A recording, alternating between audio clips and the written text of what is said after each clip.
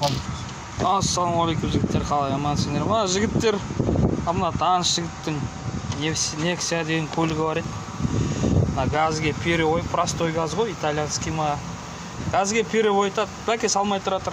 Содан бензинмен нормальный газге қоясың, жаңағы редуктор қатық бат, су айналмайды да, циркуляция болмайды.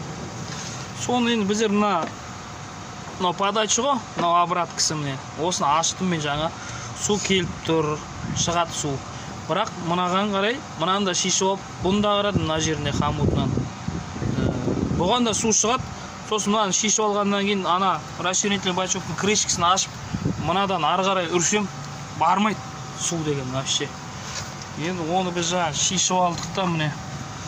Шешіп алып, мынаған сымтығып тазалап жібердік. Енді қазір редуктор деген нормально ысып тұр. Жасап тұр. Бұл жігіт енді газовикке де барған. Бақыт деген жігіт қой. Газовиктер ештеме таба алмаған, сол енді маған айтып өтті, сол мен жаңа қарасам, судың системасында охлаждение мына осындай проблема болады екен. Мына расширительный бачоктың обратно құятынына жіңішке шлангысы бітек болады екен жігіттер.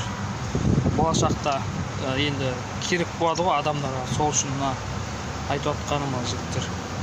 Nexia болсын, басқа машин болсын, осындай жағдайлар болып жатса, хабарласыңдар.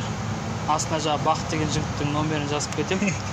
Сол жігітке хабарласып сұрарсыңдар. Жақсы жігіттер, көріскенше аман болайық.